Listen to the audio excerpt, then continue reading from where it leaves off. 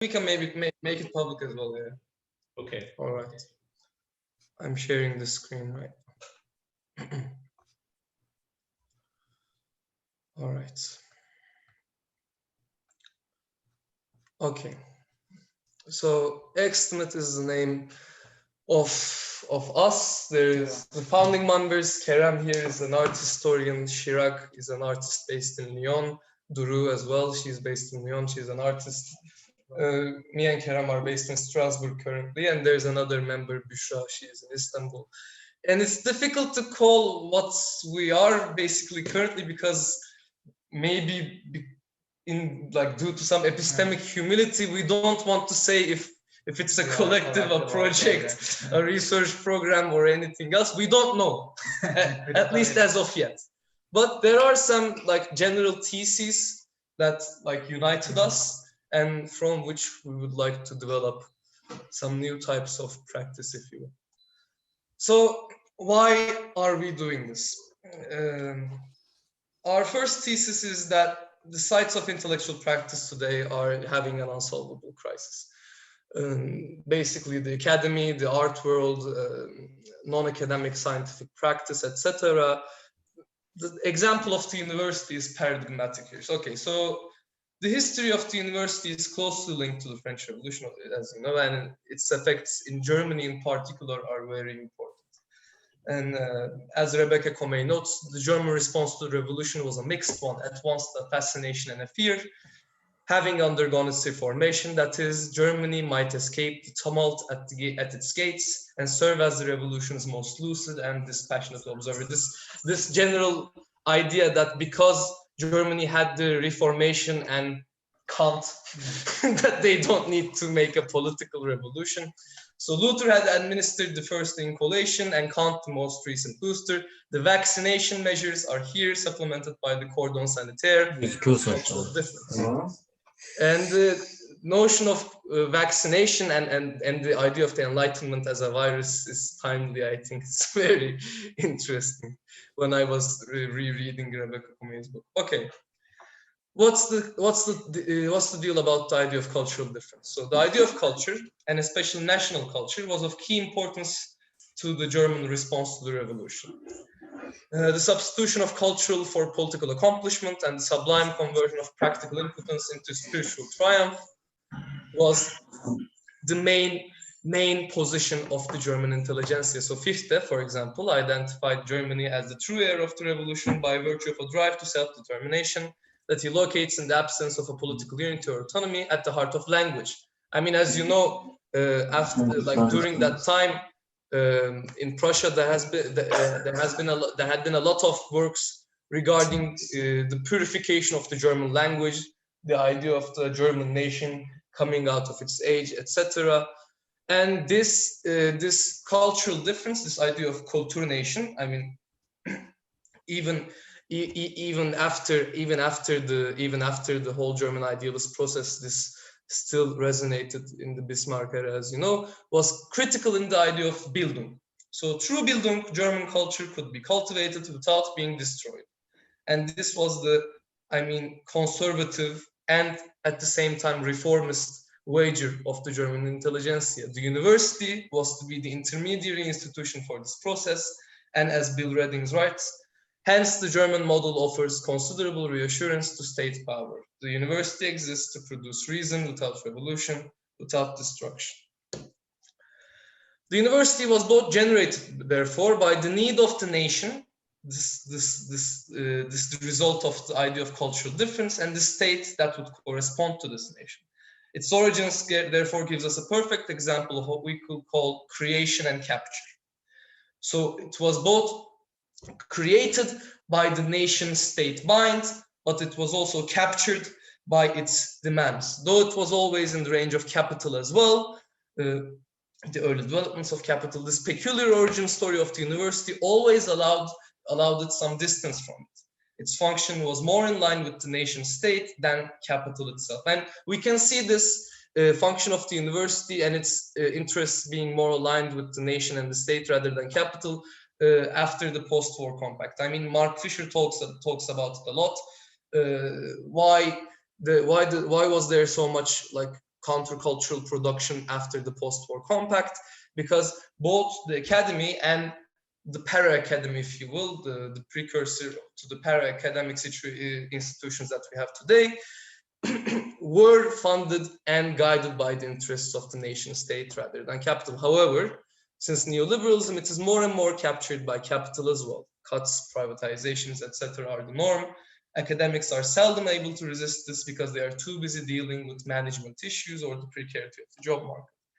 The more the university comes under the hands of capital, the more its metrics become blurry. The drive to publish and to get a nice evaluation in programs like the Research Excellence Framework in the UK, I mean, it's very famous. Alberto Toscano, I think, talks about a lot, becomes the main goal. So after its total capture in the trinity that is nation, state, and capital, as Karatani calls it, the university and its agents, like embodied in the academics, are having a big crisis. And although it has its own singular history of capture, similar things can be said for the art world as well. All of this results in what we could call an intellectual stagflation. A total increase in the proliferation of scientific papers, artworks, etc., in tandem with an absurd drop in their effectivity to touch social life.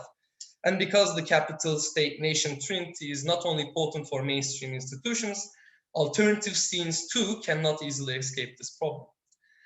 This is a saturation that was foreseen in the domain of science by people like J.D. Bernal and the social relations of science movement, for the art world by people like Debord and the Situationists. But even people who were right there at the beginning anticipated it to some extent. One can read the idea of intellectual stagflation into Hegel's insights about the state of philosophy in his time. So Hegel writes, the intellect, as the capacity to set limits, erects a building and places it between man and the absolute, linking everything that man thinks worthy and holy to this building, fortifying it through all the powers of nature and talent, and expanding it ad infinitum. The entire totality of limitations is to be found in it, but not the absolute itself. So we think the building he's talking about perfectly describes the contemporary sites of intellectual practice we have today.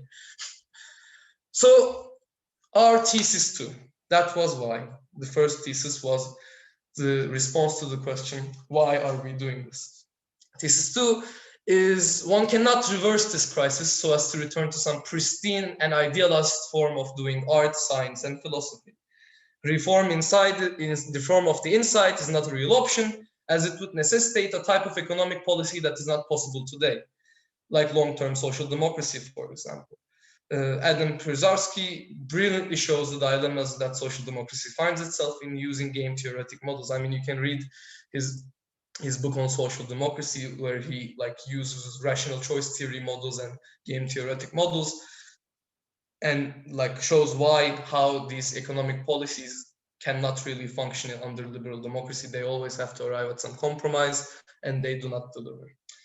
The possibility for philosophy, art, and science to be practiced like they were in pre-capitalist times, thus, is out of the picture. Ray Brassier's formulation of this attitude in politics is pertinent. So social democracy is out of the question. Return to pre-capitalist modes of practice is out of the question. Ray Brassier writes, if only we hadn't domesticated animals and started down the road to industrialized agriculture. If only we didn't live in a massively interconnected global society. And ultimately, if only capitalism hadn't happened. But Marx's starting point is the acknowledgement that capitalism has happened. And given this premise, his fundamental question is, how can we move beyond capitalism without regressing to pre-capitalist social formations such as agrarian feudalism? The problem of repurposing cannot be circumvented by wishing capitalism had never happened. So there's no going back. In the end, intellectual practice is inside the Borromean knot, and it is shaped by it. Nonetheless, we cannot let capture be. For it will not only mean the continual creation and integration of some unimportant stuff, some contemplative stuff and practice to the capital relation, but rather a surrendering of the idea itself. I mean, of course, if we are going to speak in Badiou in terms of science and art being conditions of truth, if we surrender the practices of these domains to the integration, creation, and capture by the capital relation, or the Borromean knot of capitalist modernity, we're also surrendering the possibility of truth events. Neither can we just wait for a break to arise from the outside, a type of intellectual grace, if you will. What to do then?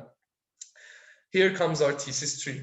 We need a materialist understanding of intellectual practice to save it.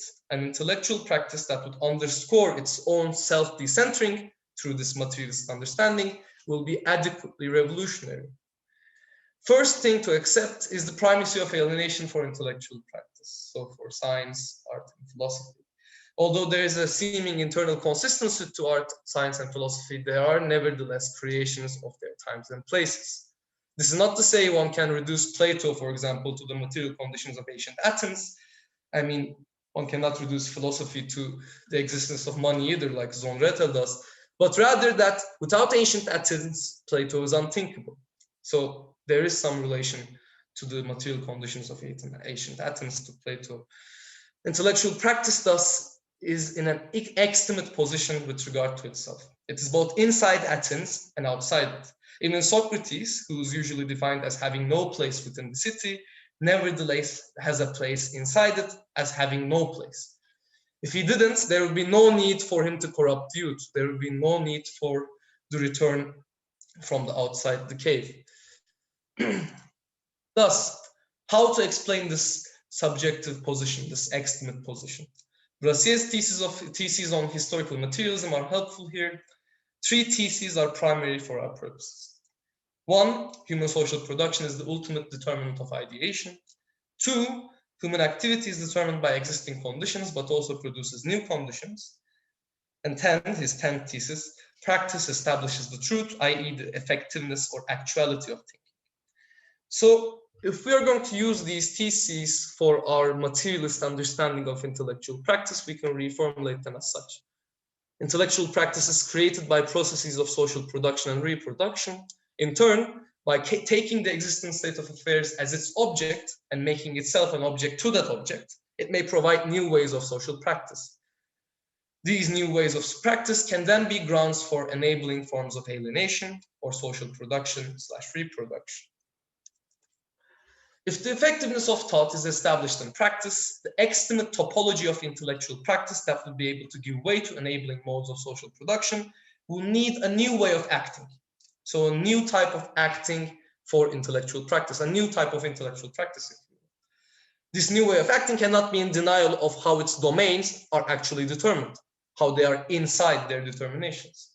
But it must also try to express how its domains cannot find themselves a place in these determinations, how the outside is in, how Socrates is corrupting the youth, but he has no place in the city.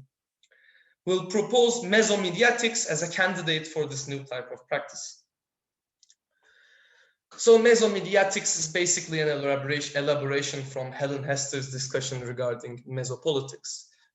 She discusses it in her book and some articles as well. Mesopolitics is basically a type of politics that would try to deal with the local and the global at the same time, a type of politics that would be in between, reducible to neither. We define mesomediatics, therefore, as a practice of dynamically constraining the domains of intellectual practice to act outside themselves and in between each other, pushing them to rise above their space. Mesomediatics provides its domains of possibility, the possibility for self-reflection through what Robin Mackay calls interrupted relay, similar to the Badiouian theory of the model. So intellectual practices, art, for example, by pushing itself outside itself, trying to turn itself into a practice that is not reducible to art, basically uses other domains, for example, science, as a model for itself. And therefore, through an interrupted relay, both science and art learn new things about themselves from their new type of relation. But this self-reflection can only come to be if their determinateness is not lost. This is why the in-between is to be highlighted. So although the domains need to push themselves outside of themselves, they still need to contain some autonomy. Nevertheless, there can be no a priori formalism of mesomediatics. Once again, for thought to be effective, it needs new types of practice. But form of practice should be revisable. And teleodynamic, it should be able to revise its ways of constraining itself because its ability to express the inside out, the outside in, should be able to withstand surrounding variables. For us, a key inspiration here is transmedia explorations. It was a collective, it was a kind of precursor to poem transmissions. Other types of collectives, such as the CCRU, for example, could be given as well, but transmedia explorations is exemplary here in their ability to push domains outside of themselves, what we call mesomediatics. So this is the how, and this is basically the end. We don't know what we will do with these responses and these theses. What we do know is that by being lightheaded, I mean by having epistemic humility, by having epistemic ignorance about ourselves, if you will, we'll discover what to do. But the project, the collective, the research program wants basically to include scientists, artists, people practicing sociology, trained in the humanities and philosophy, of course, to work together with each other in this practice, what we call mesomediatics.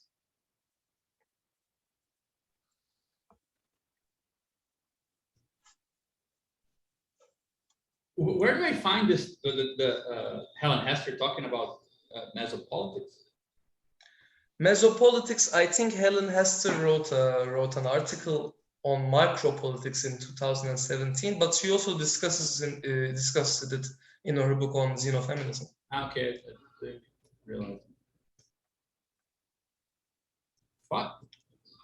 I mean, it was the coolest discussion of like university crisis I've seen.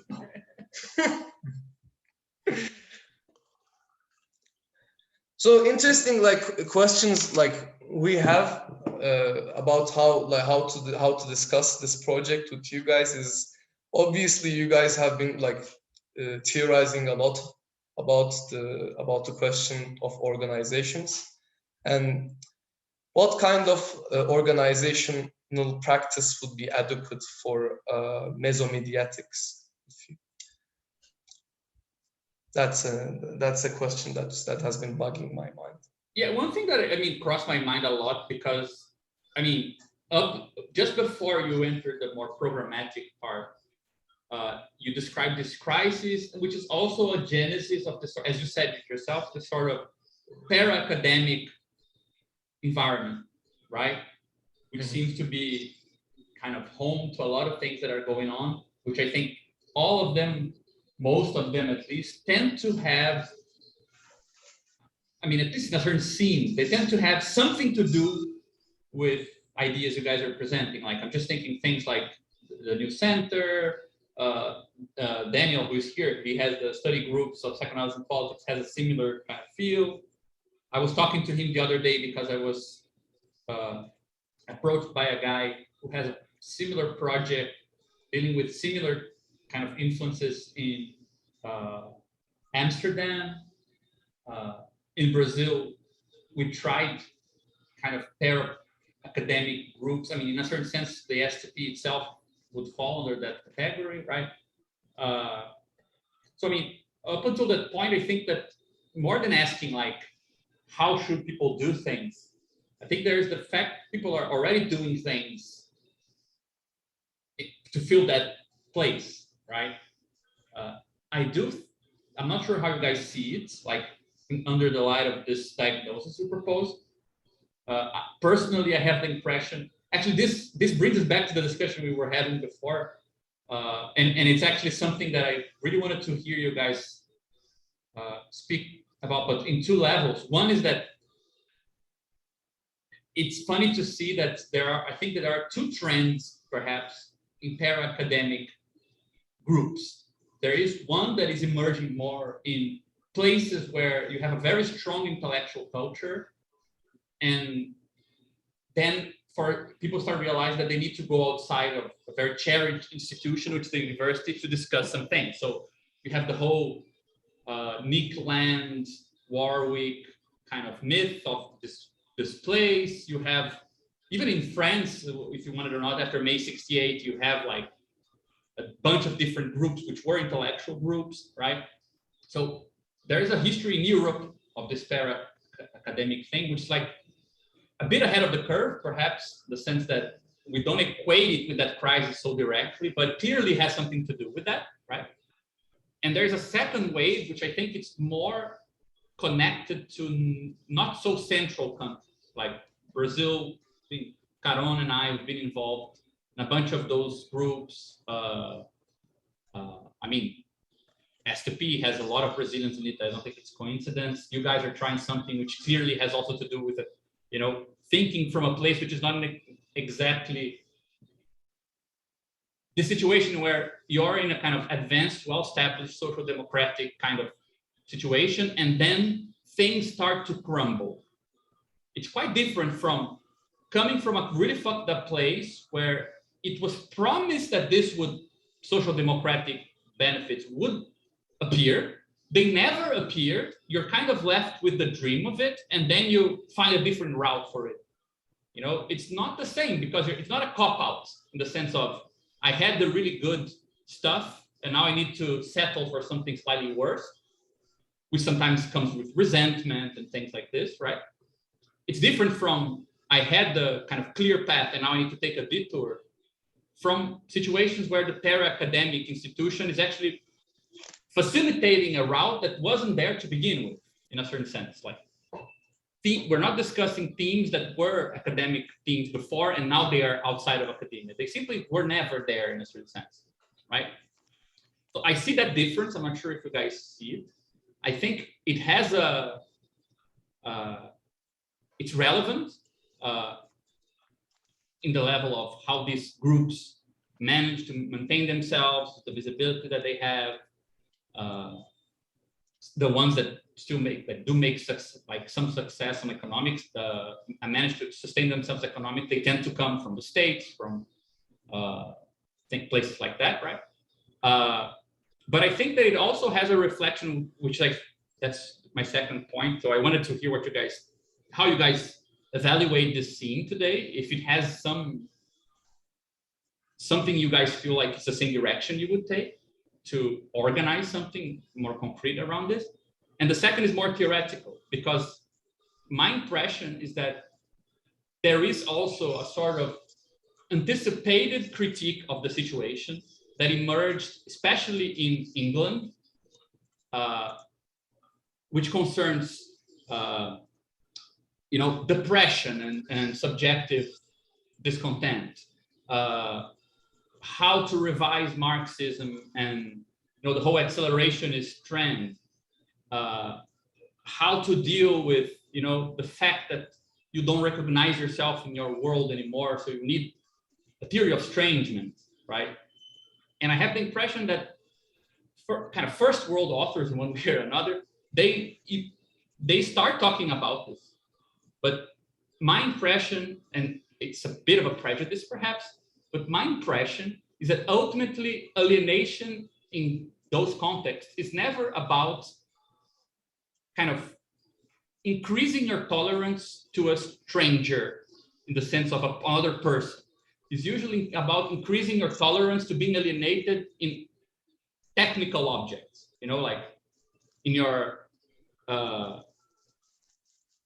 artistic practice, which is after all tends to be more material than just interpersonal relations, or technological advancement and kind of accepting the sort of weird figure of humanity that comes with it and things like that, which makes sense because in the first world, in England, people weren't having to do activist stuff with people who claim right-wing stuff.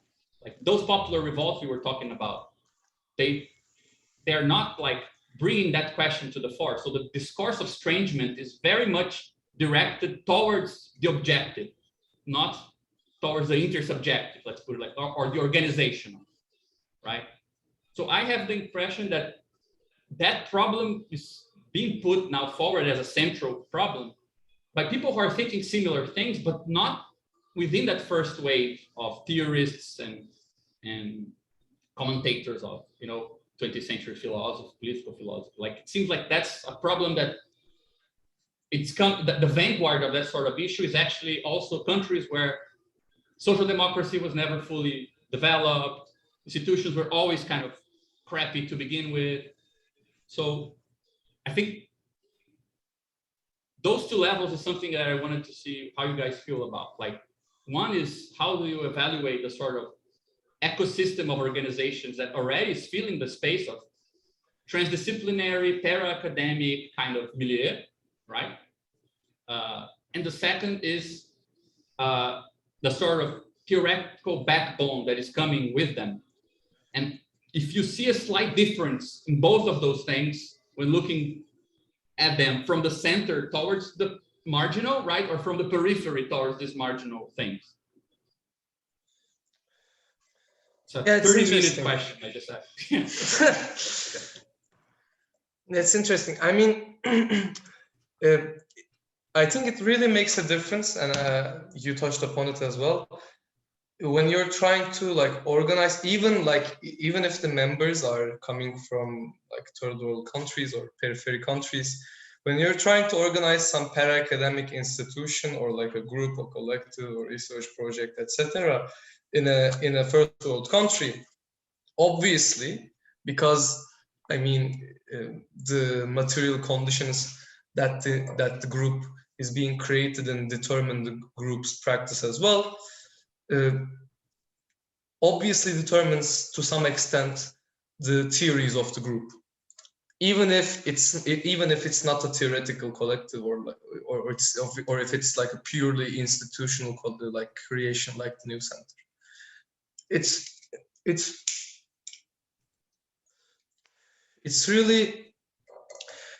really bizarre, the situation in Turkey. I mean, maybe the situation in Brazil is similar, but there has been a lot of like alternative scenes in Turkey during the 90s, the 80s, theoretical alternative scenes, but none of them has resulted in this para-academic kind of practice.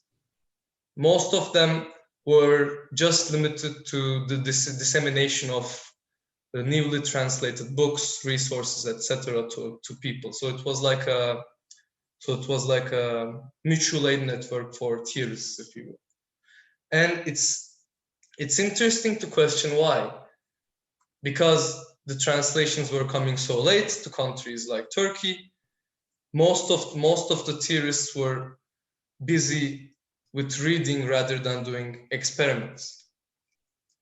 But there is this sort of uneven and combined development part of it, because when you're coming too late, all of it arrives at the same time.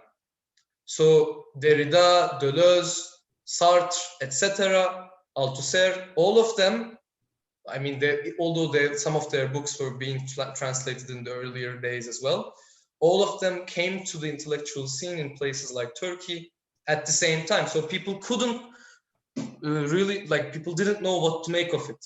How Deleuze, for example, related to his teachers. It took some time. But I think this coming late has a positive effect as well, because you don't know the history behind it, or you don't care about the history behind it. You just care about getting in touch with the theoretical resources. You mostly care about how these theories relate to each other, content-wise. So that's my opinion regarding the situation of para-academic practice in places like Turkey. Regarding your second question,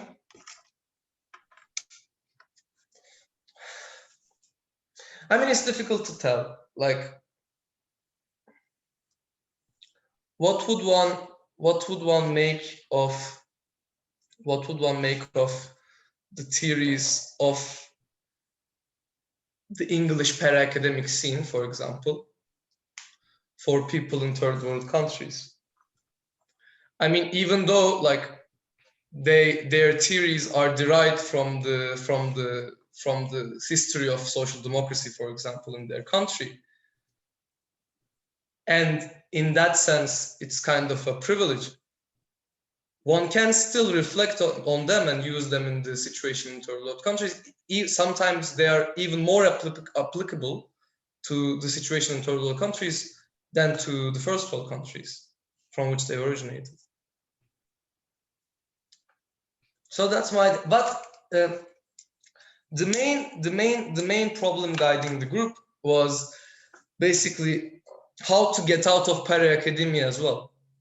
So, I mean, para-academia developed as a response to this crisis in the institutions of intellectual practice that we know, like the art world, the science world, the humanities academy, etc. But it's still integrated and like captured by the valorization processes that they are so much blabbering about themselves. So how to get out of para-academia, how to neither be included in para-academia nor be included into the mainstream institutions. What kind of intellectual practice would be able to do this, but still maintain some type of autonomy from both of them? I have a question. I mean, when you talk about para-academia as something different from the art world, for instance, this is not obvious, right? Mm-hmm. Like for me, para-academia is intimately related to the art world. I mean, True. Of course, there are certain endeavors that are critical of it. You can be critical of it, but you are still materially constrained and dependent upon what happens in the art world in a certain sense. So I have a problem discerning what is para-academia beyond a certain kind of dependent or parasitary kind of activity that is dependent upon either the university or the art world. I don't really see a para-academic scene that is, independent of both. Either one or exactly. the other. So, no, because now you formulated a bit differently how to not be also in the para-academia. But para-academia, for starters, it doesn't seem like a solution for starters. Like it's not even the first step. You see, like it's a dependent kind of move. Although it has the aesthetics, it has a reason for being. It has a reason for being like that. Because, for instance, I take Gabriel mentioned that we were always kind of engaged in this kind of in these kinds of endeavors. One of them, for instance, recent one is CPC, which is loosely inspired also by the CCRU. Like it in Portuguese is what is CPC, Rafael? Circuito de Pesquisa Cibernética. Yeah. Cybernetic Research Circuit. Wow.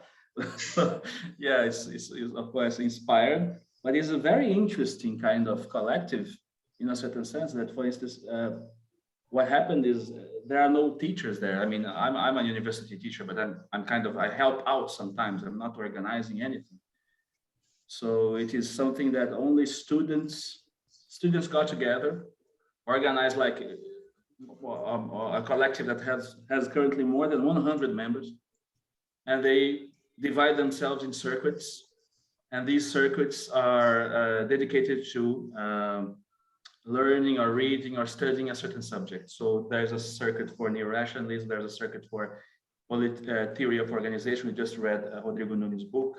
Rafael is a coordinator of this circuit, and so on. There's a circuit for math, and so on.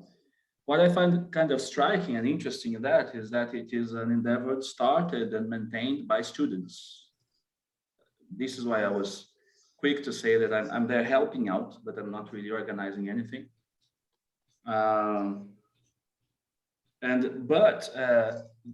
You can't really close your eyes to the fact that they are mostly also university students that are interested in reaching out to different areas of study that are not contemplated by their universities. So this is kind of a big motivation, like, ah, we want to study this and that, and we don't have teachers for that in the university. So there's a motivation. I'm not saying that para-academia is unmotivated. Of course, there's a motivation, there's a hunger for a certain kind of thinking that is not constrained to maybe the protocols that, you know, guide university production. And I feel it myself, I understand that. But at the same time, you are always feeding on universities, either university students or people from the art world. So what is that really? I mean, I'm just putting a question out there. It's not really like you have this kind of solution and we can reject this solution and come up with another one. It's not really a solution. It's more a symptom than a solution for me. This is how I see it, at least. Yeah, I think that we could make a slight precision there. Like, I think there are two very interesting questions that Karon brought up. I would say we should call para-academic a group, a project whose product still wants to be valued by academic standards. So it either wants to be publishable, or if the opportunity to be taught by the same topics by a free public organization appeared, like an academia, a university, they would take it.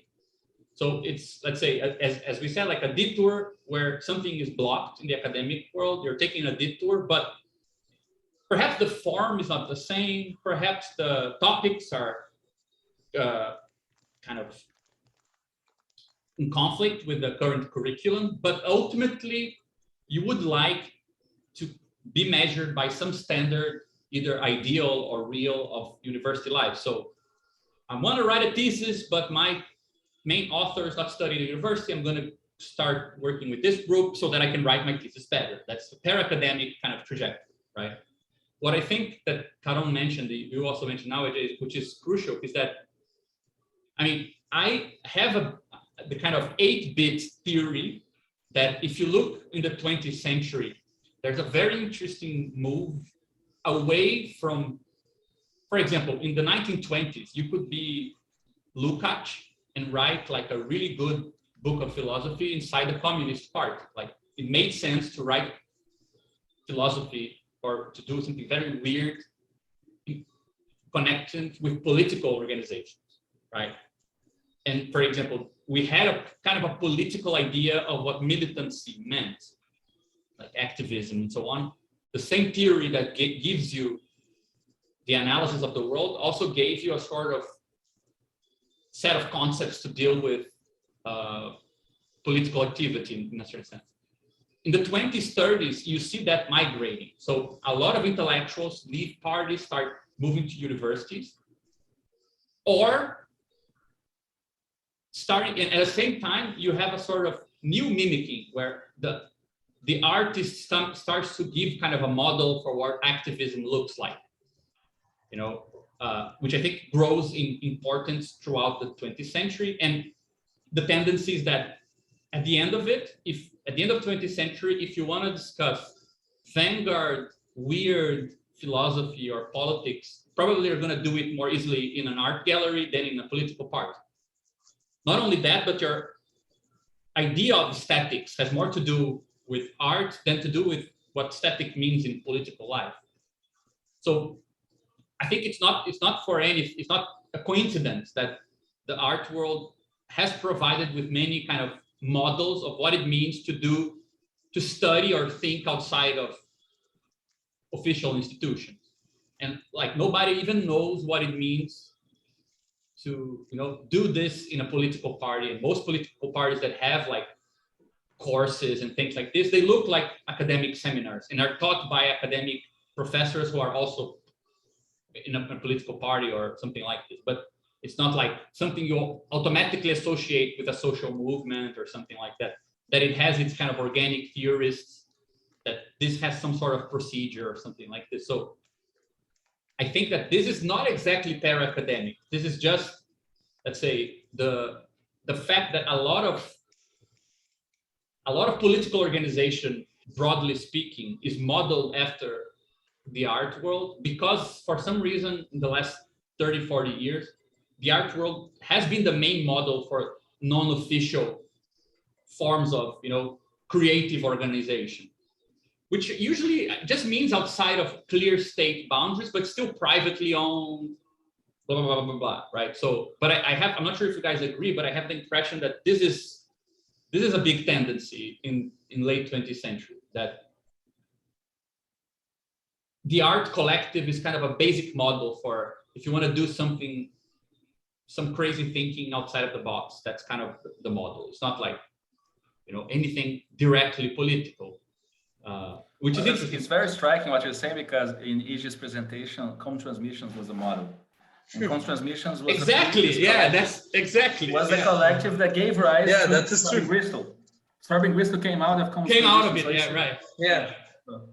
So I mean, it's quite organic to think like this. Like I don't think it's ideological at all. I think it's economical and social. Like for some reason, because commodification of art takes its own kind of process, the way that artwork works is very singular. I think that there was place for those sort of experiments. And when people think like organizational experiments today, it's easier to associate perhaps with, some crazy art project than with like political stuff.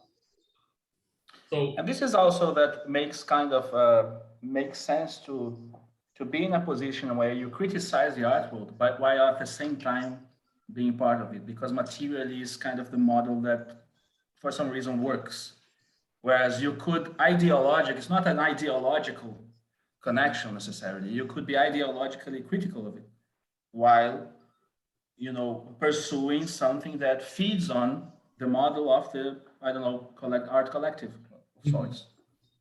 Yeah. So, I mean, my impression is that we could say that ultimately the para-academic tends to be modeled after, scientific institutions. Like university tends to be much more well adapted to, scientific disciplines than humanities. And ultimately, the whole kind of way of evaluating and connecting your work to the work of your peers through evaluation, blah, blah, blah, probably fits better, though that's also arguable. Surely it's also in crisis, but in some sense, it's no wonder that, science people, STEM students and so on are the last ones to realize that their field is also in crisis in universities, and now they are discussing this sort of thing, but they came last. It affects others. So I would say we could even say that para-academia is sort of modeled after science, right? There is this other way of modeling after art, but something which is more intra-political, that's what it means. I think I think it exists. It just doesn't exist at that, then I think the challenge is another, which is most political experimental things going on, which are not closely related to institutions, they don't need philosophy. They don't need big projects of transdisciplinary connections. Like they need to survive.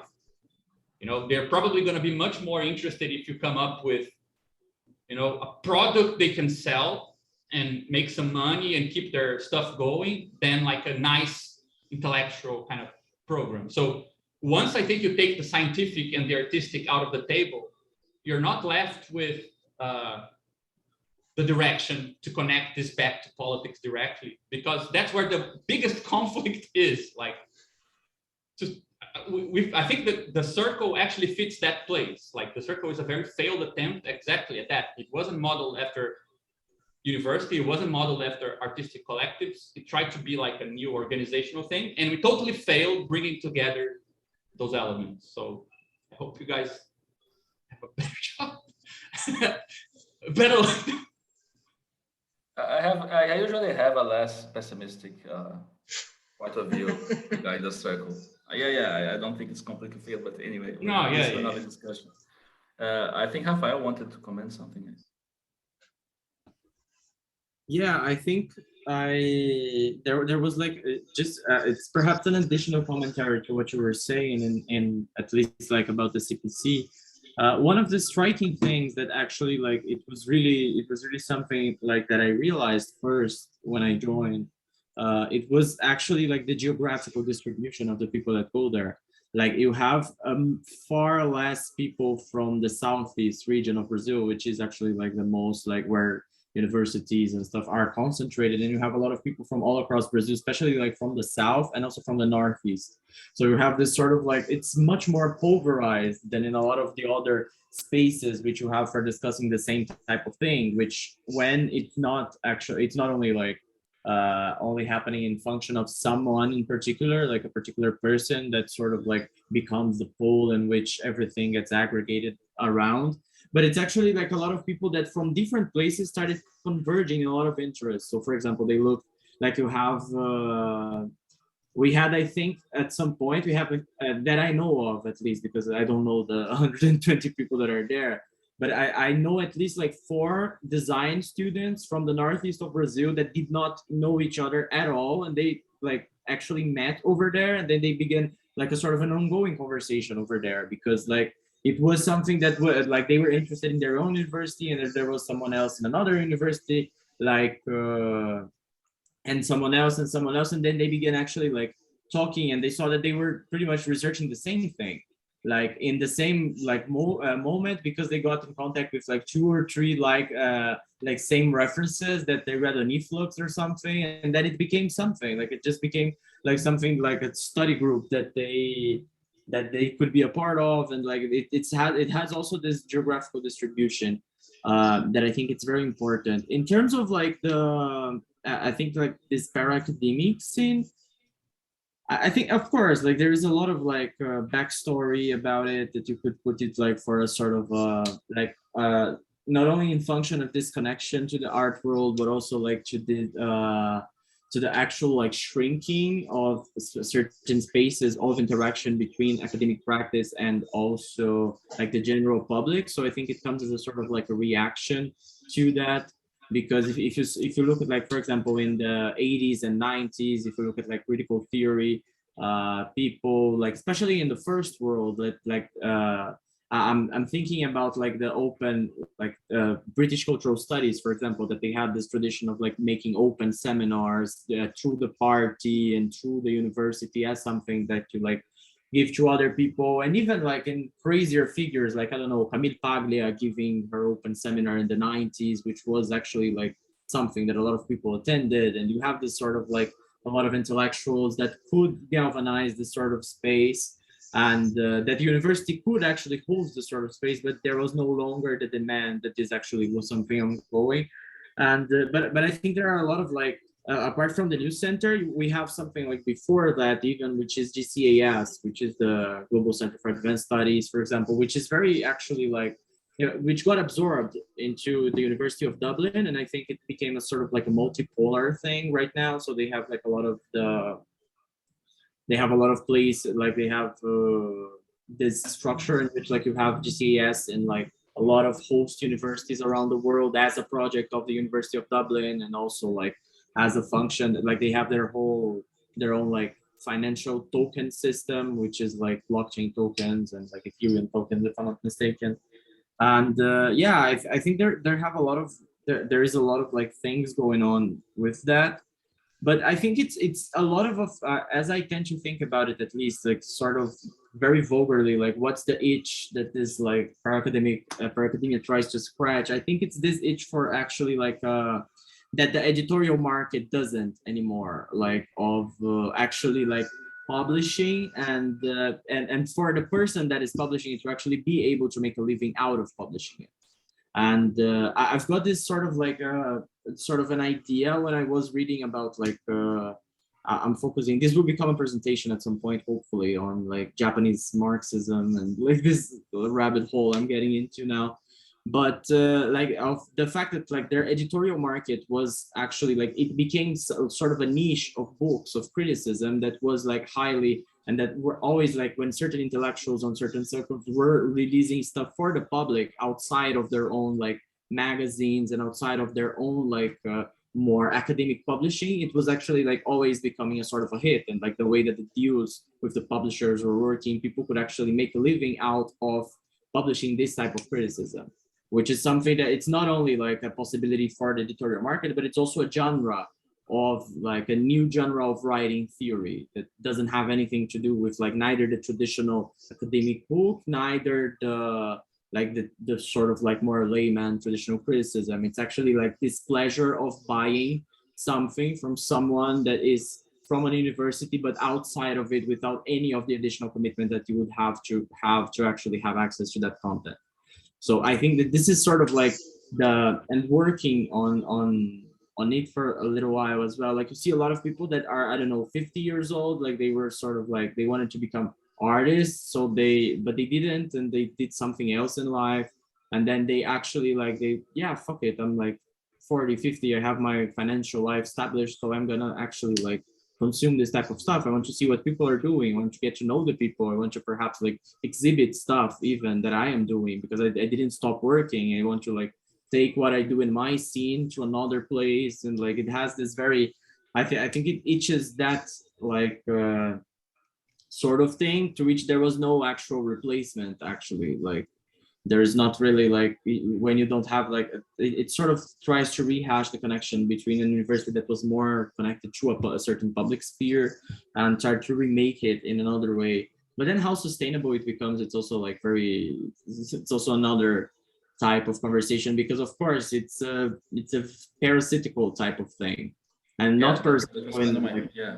yeah, That's in a kind of my bad point. way, but it's definitely parasitical. Like you depend on actually someone, like you depend on the credentials of the university to actually be Yeah. able to make a parallel Or university. somebody from the art world that will, Yeah, yeah, but bring it's very money, bring money in, something like that. Yeah, usually this is the a case. grant or something that will allow you to Grant, actually like exactly. put Yeah, that something. and I think you touched on another thing that I find interesting is kind of, it's not just like the itch that is being scratched. It's not just like a lack of, I don't know, a certain kind of engagement or extra academic engagement or engagement with the community at large, but also kind of the form of the career in a certain sense. Like it's the last thing Yeah, that you mentioned, like the fact that this is of course a personal issue for me now that I've just made 40.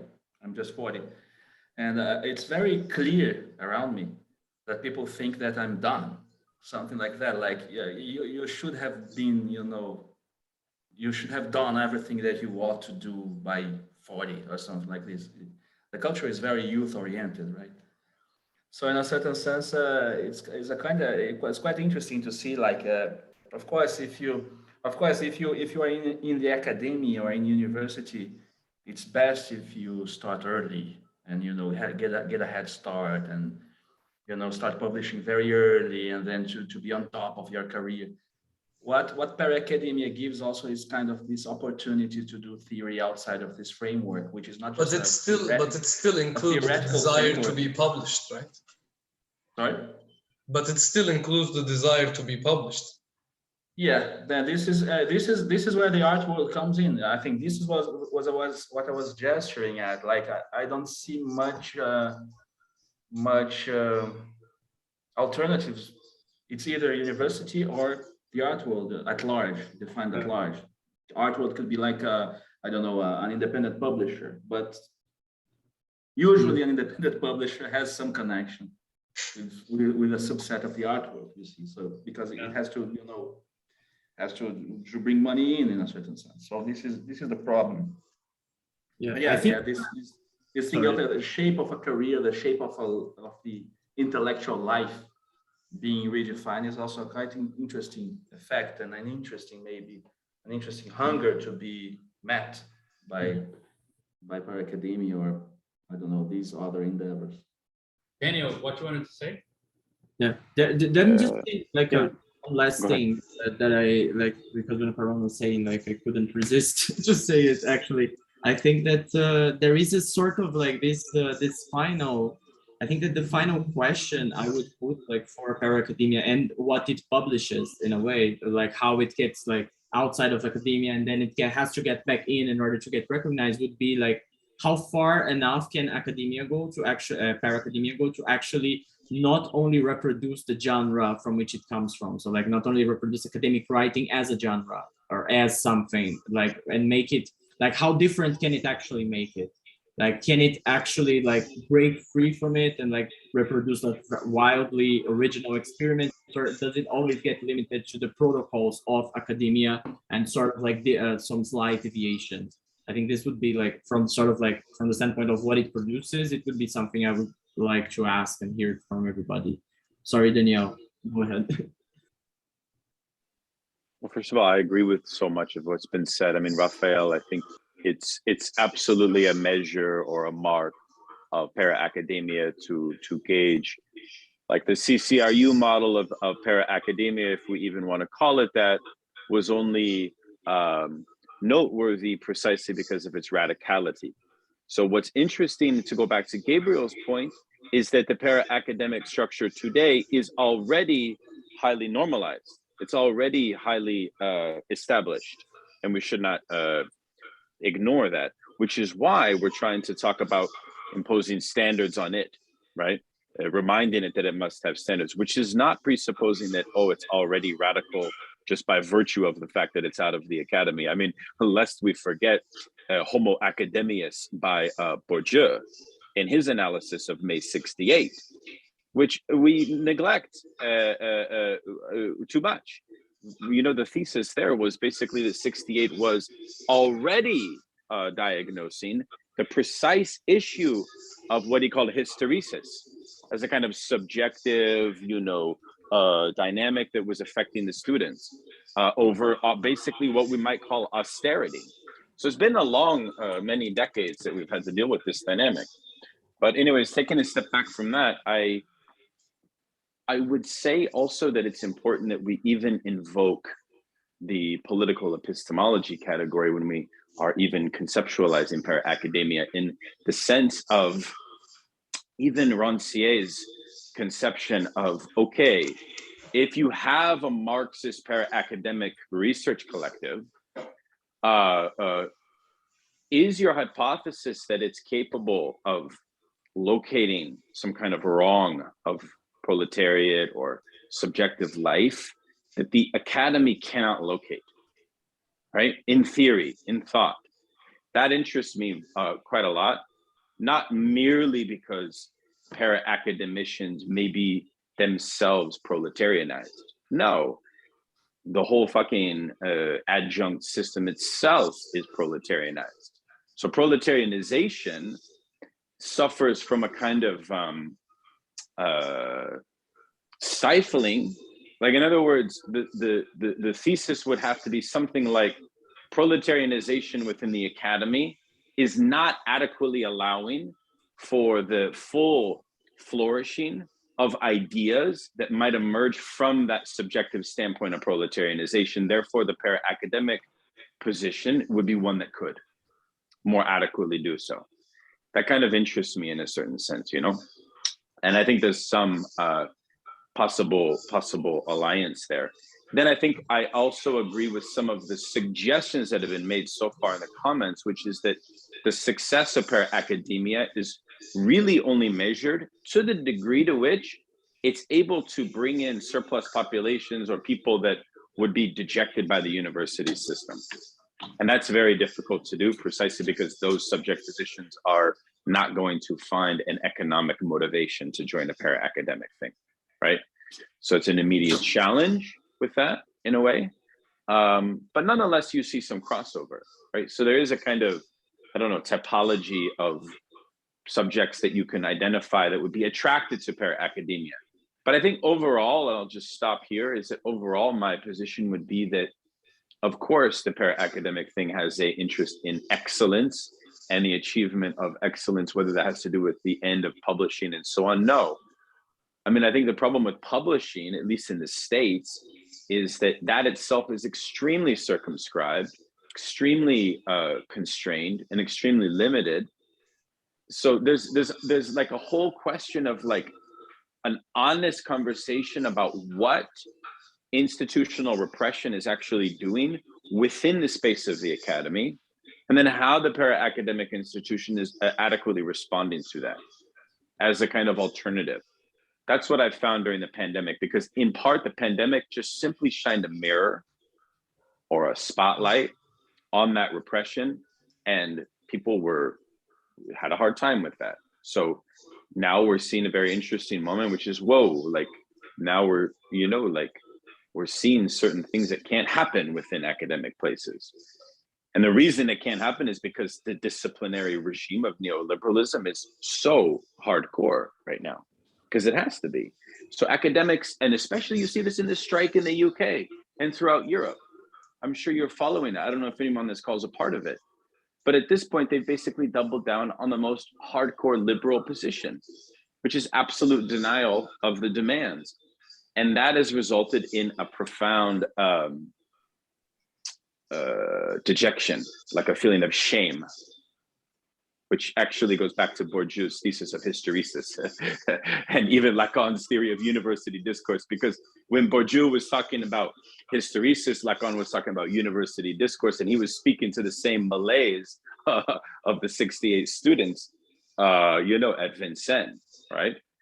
So there's something about that whole kind of shameful dynamic of the university, which the para-academic institution is trying to provide an alternative to, which is why in my groups, I do get the feeling that people actually feel, regardless of their educational level, like at least this is a place where something more truthful is happening, purely at the level of just discourse. You know what I'm saying? So I'll stop there. Yeah, well, just one thing that I wanted to make sure it's on the table as well, because I think it goes back to the original question concerning, okay, organization and all of this, how does it connect, right? Because the reason why I mentioned that, it seems like you can define these different strengths, like by the product. So the product of a para-academic thing tends to be compatible with academia, and it's desirable that academia kind of reincorporates it to some level. You could perhaps be a bit more vague and say the intellectual cultural space, right? Like publications could fall under that.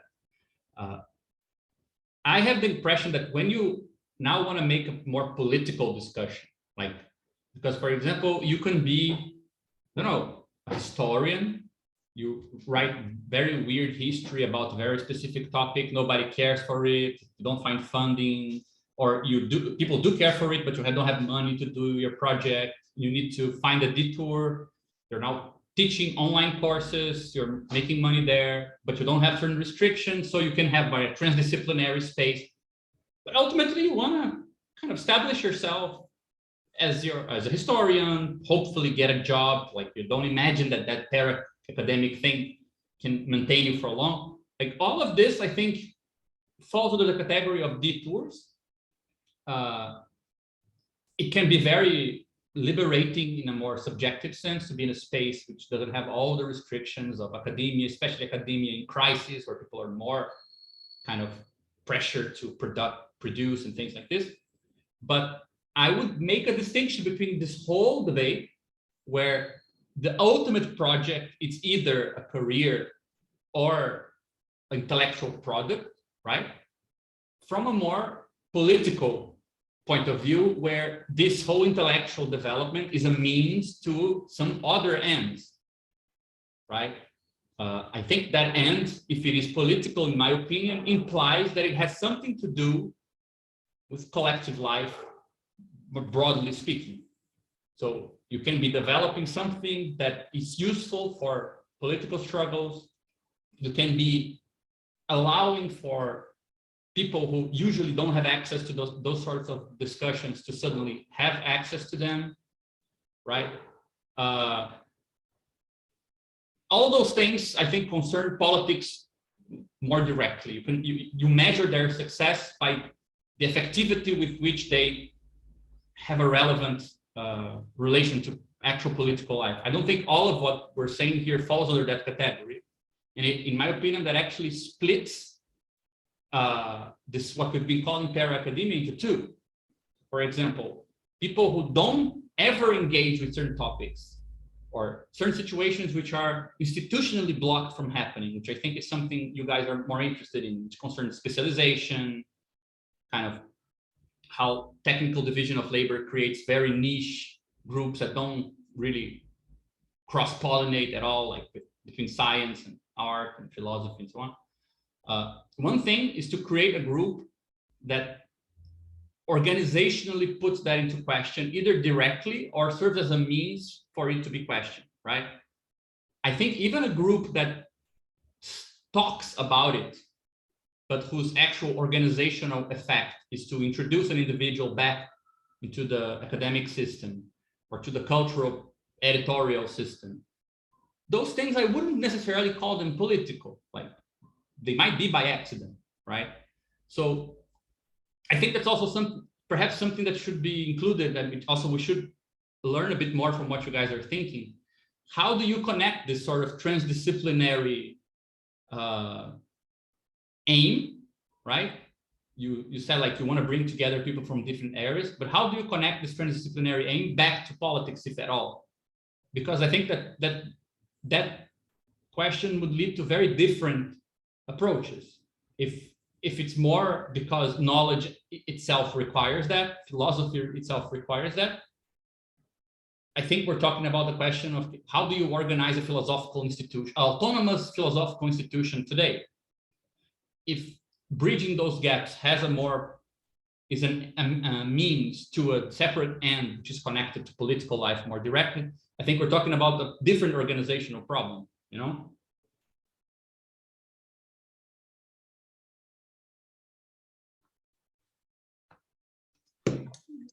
Yeah, I agree. There's a different organizational problem, and what would be a philosophical or artistic or scientific desire to create that would not reproduce these mechanisms of reintegration would be the question. So like the subjects who would be doing these research or I don't know, projects, what would their desire look like? I mean, the desire to be published is something that is understandable. The desire to have a career is something that is understandable. But what would the desire that is not similar to those look like? And of course, the organizational structure of of this collective that would be able to produce this desire is important as well. But for example, imagine that you know, some philanthropic billionaire decides he wants to maintain a sort of aristocratic vibe for a group and pays everyone to study and do this thing, and like it will be, you can dedicate yourself to that, study whatever you want, it's paid for, you don't need to work in anything else. It can be, you know, useless. It has that nice aristocratic, because I think the word you're looking for, like what would that desire look like? It's called the aristocratic desire, you know, which is nothing in itself bad, but perhaps it could fit with that name. So would that be a problem? You know, like if money with no strings attached appeared, wouldn't that be a solution? I like how Gabriel has just defined like the pure disinterested pursuit of knowledge, qua knowledge, as aristocratic. This is so fucking Nietzschean, my brother. This is like oh my god, this is otium et bellum, because you know, like Nietzsche said, you know, if I had a school, you know, it would not be those who do not know geometry cannot enter, like Plato's school. It would be otium et bellum, which is we struggle for the preservation of leisure time for the aristocratic elite, right? No, just to, since Daniel is on a crusade against Nietzsche, I know he's like making the most crude and offensive remark he could. Just to clarify before I'm sorry, Dennis, I'm taking so much time. Just to clarify, I would distinguish aristocratic from something else. It's political. If the way you organize contributes directly to what you're doing, like if you just want to study something and material conditions should be met so you can do it, yeah, I think it's aristocratic. Like the keeping up of the project, making it available to people who don't have access to it. If those things don't matter, I think it's not the pursuit of knowledge per knowledge, because at least last time I heard of it, most knowledge requires you to expand limits in many ways. And in politics, that implies expanding the limit of people who are connected, right? So that's why I meant that. I think it's a valid question. I mean, in many senses, I wish there was a billionaire who paid for my life. Like, in many senses, it would solve many problems. I don't think people should be afraid of that fantasy. But there is a distinction between, that's why I'm asking this as a kind of. No, now we're faced with the question that all of these left Nietzscheans, and I'm not associating myself with them, but I will remind you that they try to say that Badiou, who, of course, as we know, one of his defense or positions against Rancière is precisely that he's aristocratic egalitarian. So maybe the category of aristocratism is being invoked here in a Badiouist formal sense, which I accept that, Gabriel, and we can talk about that further. But you know, like there's, anyways, it's a huge issue, and I fully appreciate what you're saying. I think I understand the distinction. Yeah, I just wanted to, it's just a matter of, you know, I say this actually because I identify, if I understood correctly what you're saying, I identify with this a lot. Like I remember in the circle, in the beginning, our very definition of a kind of aim was there's something useless about knowing new things.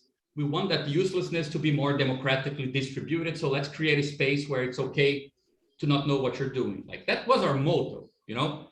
Today, I see that it's something that probably can be produced as a side effect, but if you try to aim directly at it, you necessarily miss the mark because you're not really, you don't really own things that are useless, like things which are useless and that you kind of can aim at them. They are, I think they fit better like the aristocratic kind of paradigm. But the use of the thing that you're doing may arise in process, right? Yeah, but I don't think it's like so unconstrained that. Yeah, true. Sure. But for example, just to make a difference, very concrete, like I think it's very different, for example, to find transdisciplinary projects based on, you know, we need to bring aesthetics closer to political life. We also know some computer science. We're going to help some political stuff with their tech stuff. There you go. Science, art, and politics are now crossing, you know, and we also don't want to make this like a reified utilitarian thing. This should come together with kind of forum for discussions. It's a bit of philosophy. So, but it's focused on kind of a concrete object that makes that cross concrete. Whereas you can also make that cross at a level of, let's say, the quality of the discourse. It's like still a group of students, still meeting in a way that only them can access it, but the content of their discussions involves politics, art, and science. I think there's a big distinction between those two things, you know?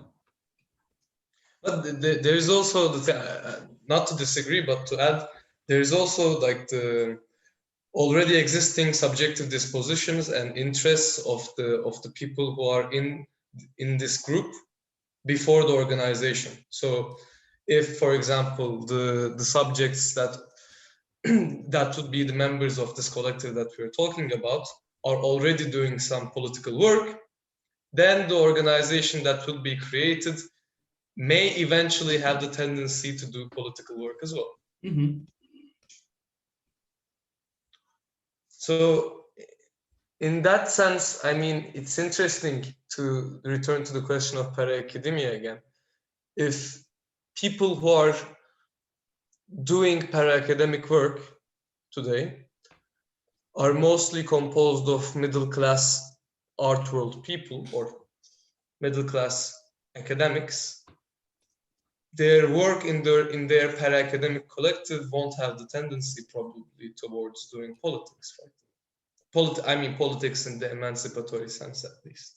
Even if it did, it would be still recuperated into the universal discourse in some ways. Mm-hmm. Can I jump in? I wanted to take this discussion to maybe like a more crude economic metaphor here, but I think we can frame para-academia as rising from a certain lack in the market of let's say, cognitive mappings. Like, so we actually have a framework for this, right? In SDP, this is like the whole composition, intelligibility, interaction trinity that we proposed in the atlas. Just the idea that depending on how you are composed, you're able to sense different things, right? And I think you can frame the university as a vehicle for bringing together like a certain composition in order to sense something in the world. And then that provides, you publish so that you can create these cognitive mapping devices, which can be, you know, useful to different groups. You can, the state definitely, like you pointed out at the beginning, the state is the main customer in a lot of ways, because the state needs cognitive mappings in order to control or administer certain, you know, administer the population, administer like the govern the population and so on.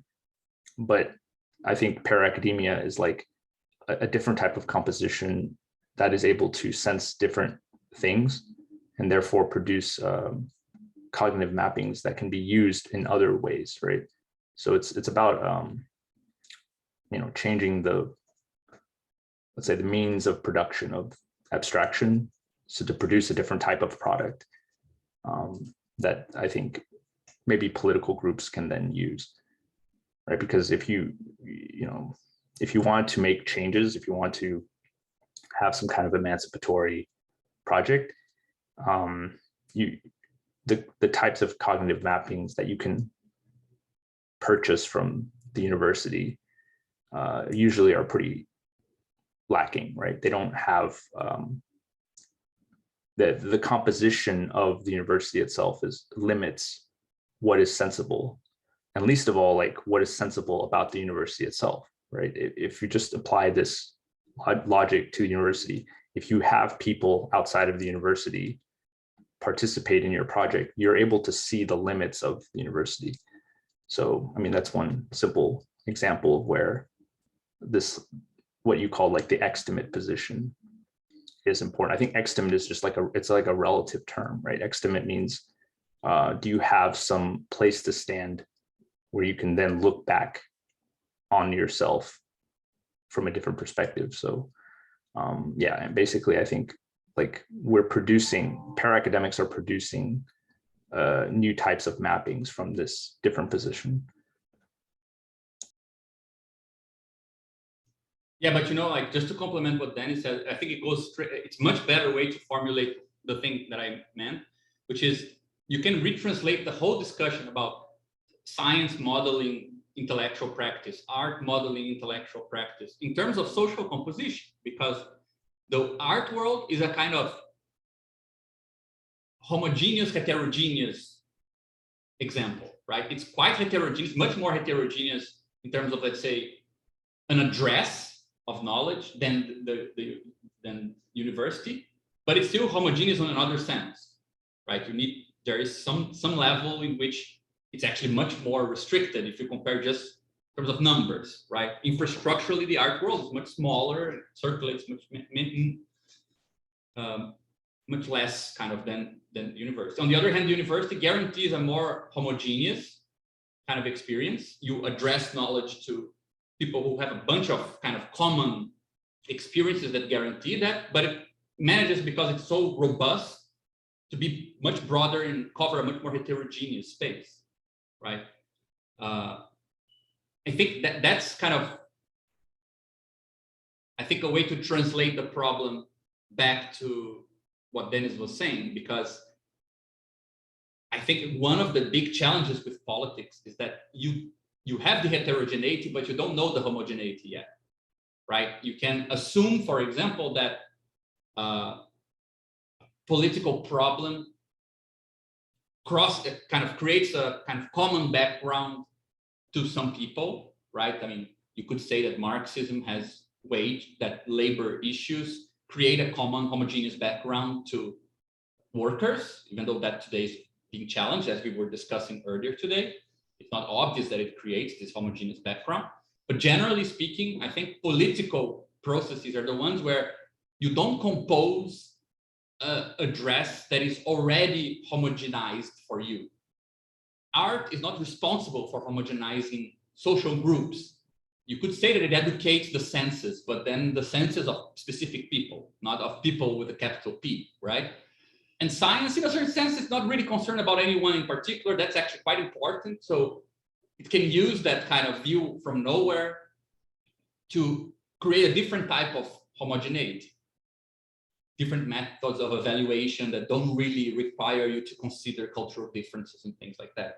But when it comes to political organizations, you cannot count on that. That's actually a good kind of measure of how political something is, how responsible it needs to be, or how kind of entangled in the process of, it doesn't need to make itself the actor of, but how entangled it is in the process of homogenizing or building this common background where there is none.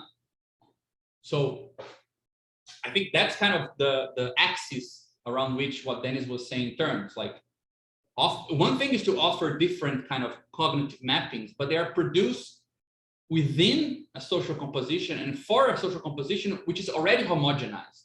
Therefore, ultimately, everyone already knows where they are in this whole thing. You know, it will almost fall under a matter of taste and kind of ideological preference, if you like or dislike what's being produced. And I think the state is the consumer of all of this, because the homogenization that the university produces, that it is itself the product that the state consumes rather than the content. Like, it doesn't matter that much people are teaching the latest critical theory or something more conservative. It's teaching to everyone. It's teaching in the same way. It's including people there, right? And I think that when you say like, I want to leave this, but also leave the other side, like it's opposite. I think you could use that distinction to map the two more structurally. The university means homogeneity that moves towards a heterogeneous terrain. And the art model is kind of heterogeneity that is moving on a homogenized terrain. Like, there are conditions, of course, in the fringes of both of these processes, you can find exceptions, but generally speaking, none of them can do without, you know, homogeneity being structurally or almost a priori given, I think. And politics, I think it's something that cannot count on that, right? So I think that's a good way of distinguishing if transdisciplinary studies or interdisciplinary studies are going to happen. Let's say they're facilitated by the fact that you are either in the art world, meaning we can count on this silent homogeneity that we're all guilty of, but we will perform a mixture of things. We will be talking about mathematics, music, mixtures with cybernetics and blah, blah, but the homogeneity is in the background, everyone knows and nobody talks about, kind of, right?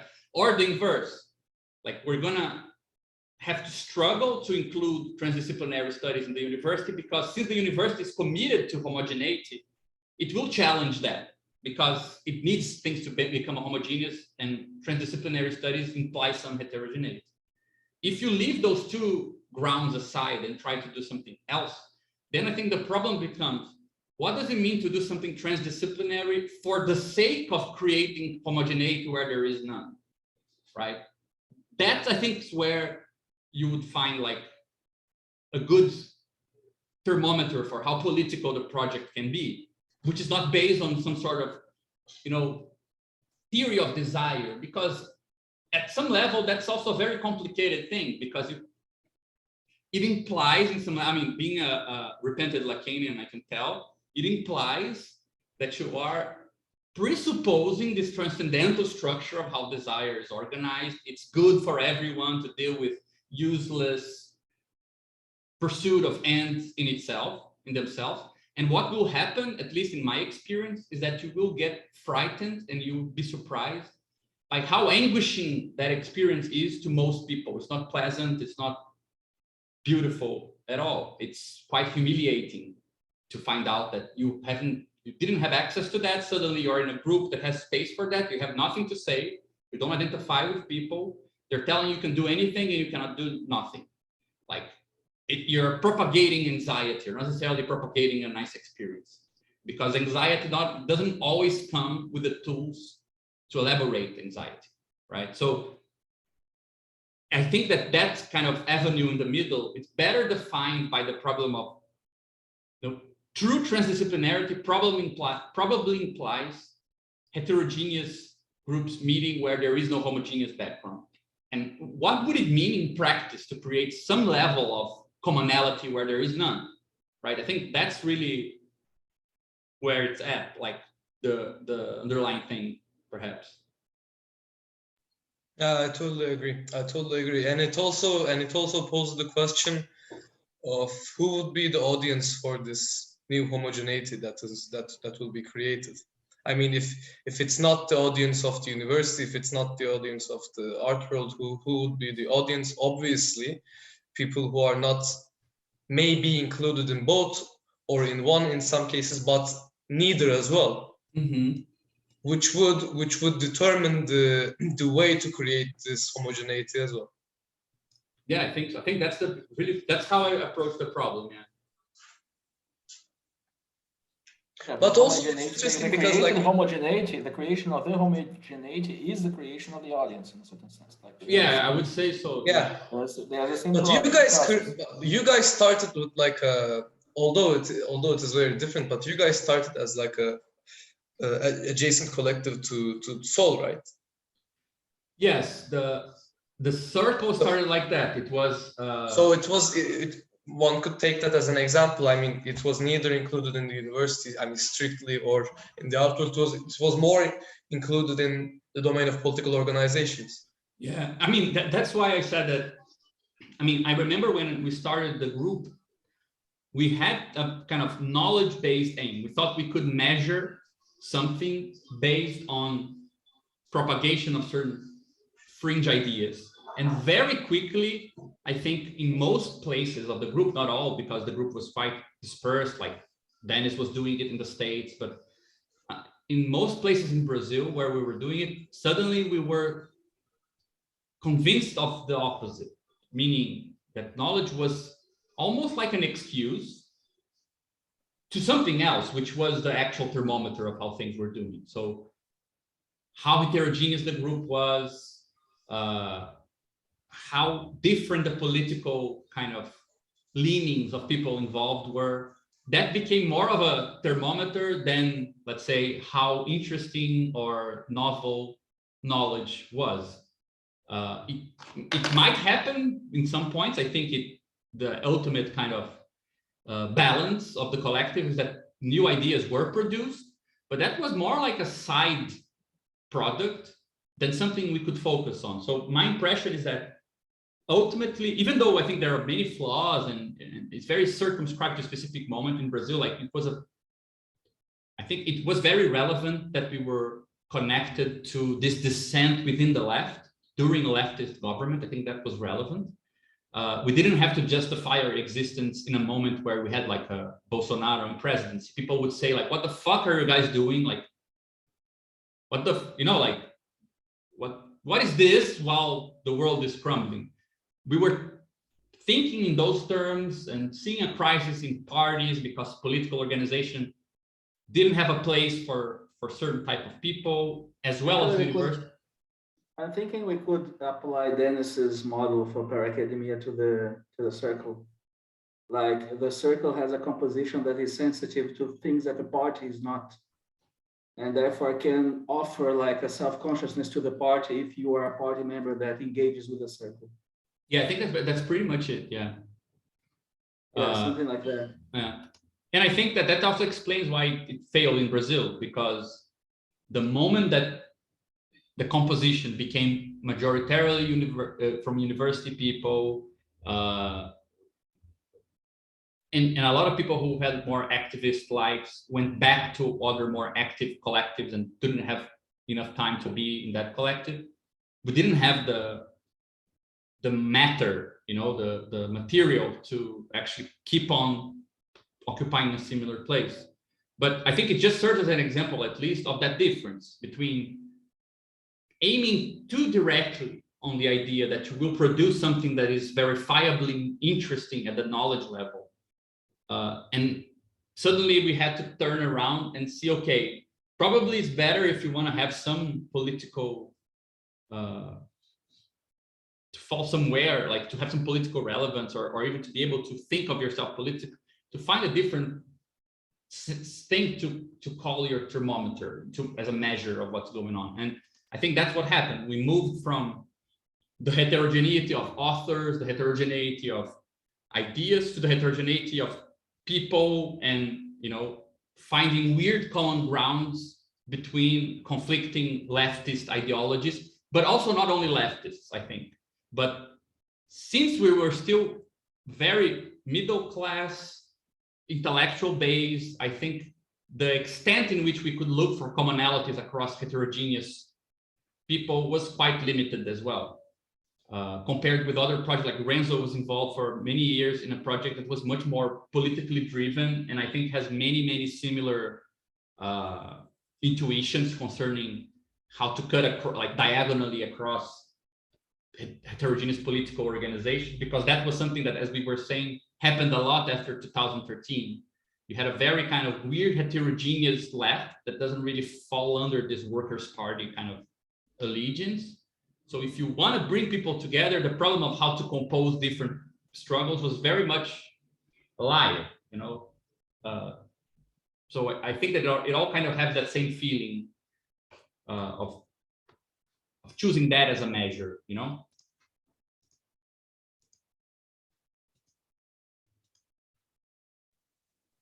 Yeah, I mean, yeah,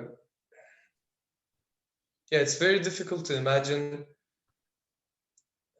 a type of process where the creation of this homogeneity that doesn't already exist isn't tied to a specific type of organizational structure that already exists as well. So like, okay, neither the art world, neither the university, nor maybe the political party, a political party. Then what? Well, I mean, yeah.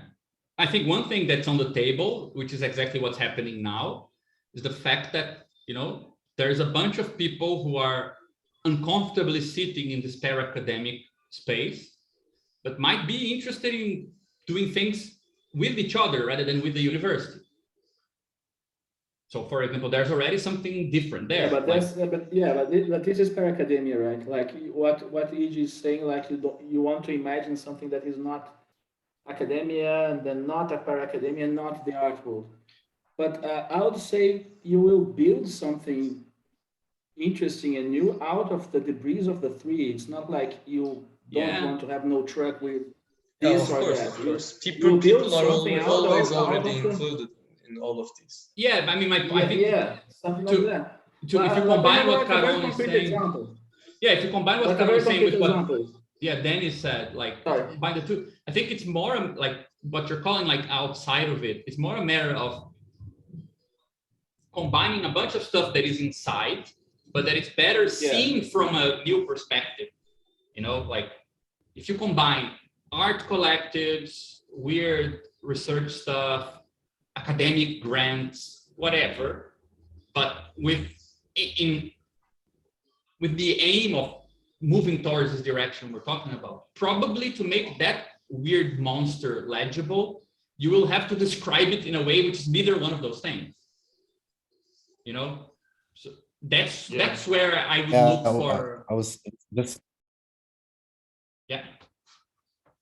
just commenting on Gabriel's last remark. Like, it's funny that it's interesting that like in the beginning of the year we set up ourselves to like be more in contact with political case studies. So we, in some sense, like develop this more concrete sensibility to like what's happening in terms of like political organization, but we are also in contact with like the people from category theory, which is like producing stuff outside of in this like weird, also really para-academic place, right? They don't know how to get funded, like they have all this sort of they're constraints. self-funding their own institute, right? Yeah, and they're doing this really like frontier work in math, and like the Extimate collective is like an art like more like artverse, and the common space of this is like a group that's interested in what's common to all these three, which is like organizational problems, right? So it's actually, I think, talks a lot. Yeah, another example that I had in mind was FOSU. FOSU was kind of weird, right? Like we were doing like this it's a physical space, so it's like you could say that at first it seems like an art space. It's like it's in the art world. Let us say that, but it's not really. I mean, it's partially. There are people from the art world. There were people from the art world involved, and some people from the university. It's kind of a hybrid that way. But what was interesting was the fact that we decided that each event we were hosting events. Each event consisted on a philosophical / aesthetic / political debate. Somebody would present something and we'll have a debate. A bunch of noise, punk, whatever concerts, and three or four exhibitions, art exhibitions. What was interesting is that we were bringing people from the art world to see the exhibitions, and they end up watching a punk show or a noise show.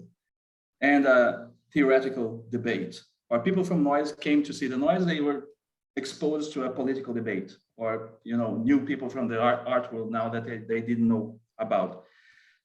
I don't think it was 100% successful because, of course, people were starting to ditch the theoretical debate after some point, but there was a kind of an attempt to bring together these strains and I don't know, people, I had, for instance, a lot of different students from the university that came. They never heard of, these aesthetic things, noise or art. They sometimes came just for the theoretical exposition. And then they were exposed to these other things. And they became, I don't know, returning customers, let us say, or inhabitants of that small community that was created there. I think that is not really successful, like the thing we had to stop doing the thing because of COVID. And of course, there was kind of some effects. Some people were ditching the theoretical debate, others were ditching the noise concert. Not everybody stayed for the whole experience. And of course, the whole framework is kind of artsy, let us say, but at the same time, it's not just that. Like there were genuine kind of, it was a genuine kind of set that included people from the university, people from theory, people from political collectives, people from the art world, people from noise, from underground cultural, I don't know, movements and stuff like that. And a lot of middle-class people that were there for the beer. Okay, so perhaps then this then the homogeneity to be created would play on the expectations of the heterogeneity that it has.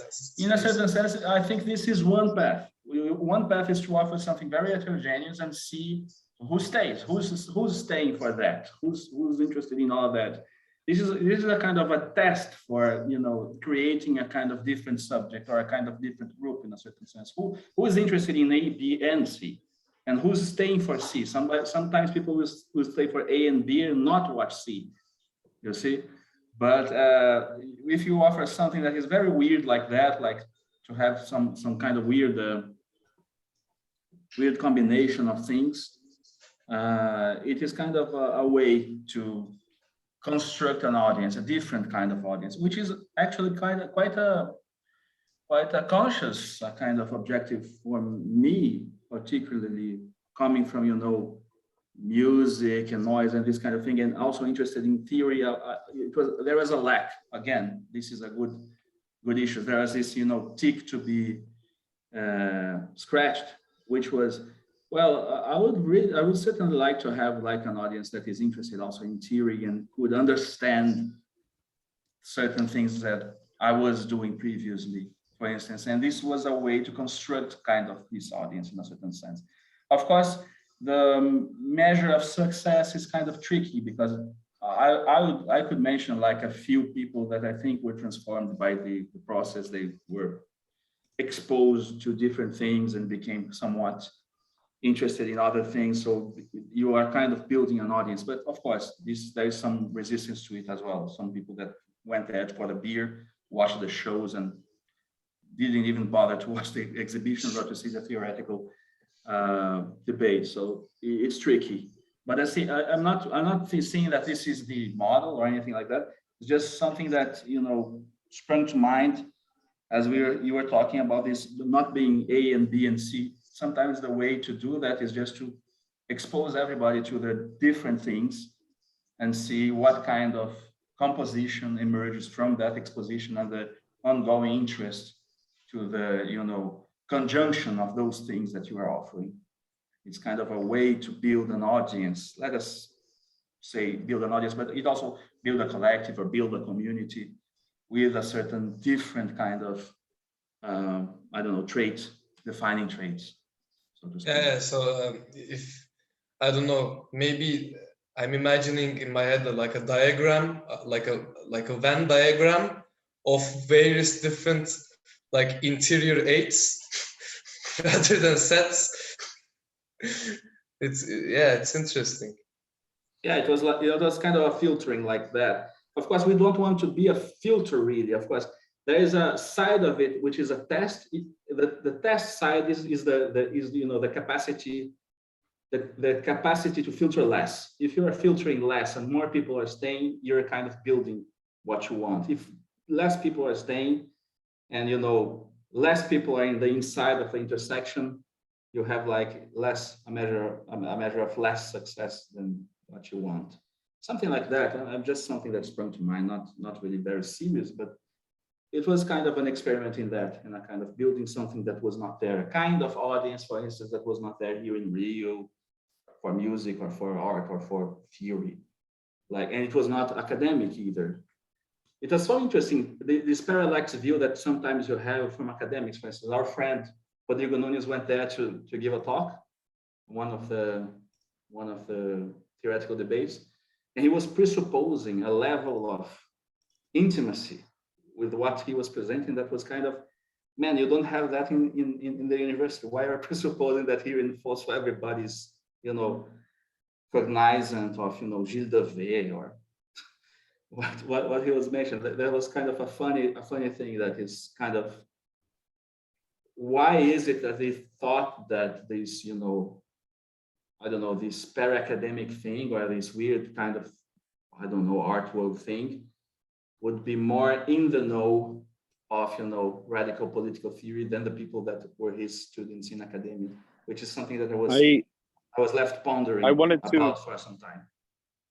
JP, you make an interesting point there, which is a term which we could invoke into the conversation, which you might call didactic method. So, like, you know, I think there's actually some experience that we've had during the pandemic that, you know, like some of the stuff we've done felt like more of like a true didactic transmission, which people perceived as coming to our seminars, which they wouldn't have access to within traditional academic settings, right?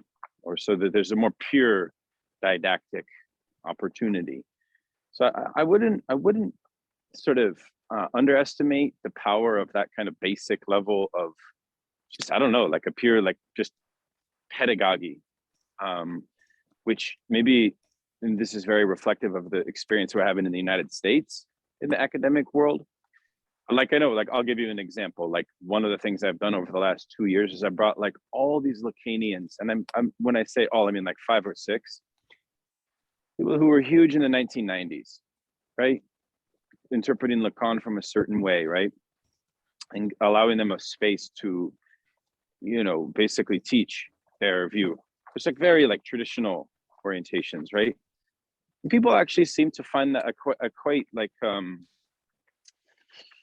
don't know, this is refreshing, right? So I wonder what people think about that just basic level of just like, well, maybe there's some context in which, you know, the transmission can be more pure. If that makes sense.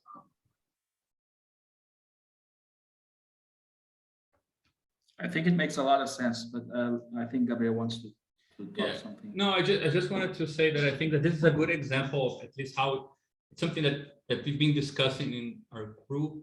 And I think it also goes back to what Dennis was saying. And in my opinion, this is where I put my chips, like where I think is the big wager right now. I do think that didactic issues are important, because in the end of the day, let's say the knowledge runs on very kind of well-oiled spaces. Like it's the inertia and the resistance against knowledge is much smaller than the resistance against other types of movement. So it should be exploited. But in practice, my impression is that it's a really good example of mesopolitics, from what I understand it. The fact that you can find two places where heterogeneity becomes an issue. If you have a small project, it can be a problem going down. For example, the example that Caron was giving of the project of the Fosso in Rio, it was heterogeneity going towards its own kind of base, right? But you have the other problem, which is composing projects, which are different from each other, which is heterogeneity going up, right? Which is what Renzo was talking about. Like you have like the ACT people from the applied category theory group. You have, you know, people doing like para-academic stuff. You have people doing like more directly politically driven stuff.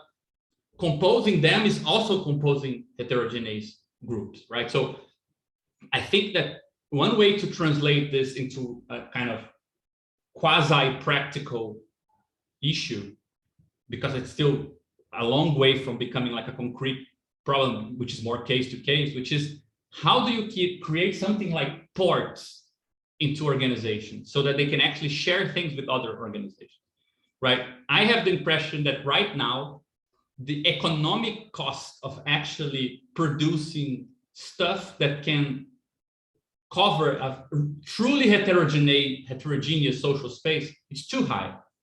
Like it's very, very fucking difficult to do in practice, realistically, anything in what we're talking here. Like the tendency, which is economic and social and not just ideological, to group amongst your own, be it the intellectual class, artistic class, like political struggles focused on specific groups and kind of demands. It's really costly, as we were talking, both subjectively but also objectively, to cut across this at the base level. It's like slightly less costly to do it at the level of the projects themselves. And you can make the wager that by composing these projects a bit more, this kind of seeps into the interior of the projects, that they are connected across weird heterogeneous kind of space, right? Also alleviates the superegoic pressure not to fall under a well-known category. Like perhaps you just need to, you know, create a platform for 10 or 20 or 100 students to have a space to talk about their research. Perhaps that's enough heterogeneity at the local level for that project. You shouldn't create an imperative that makes every small victory you make meaningless compared with unifying the proletariat as a whole.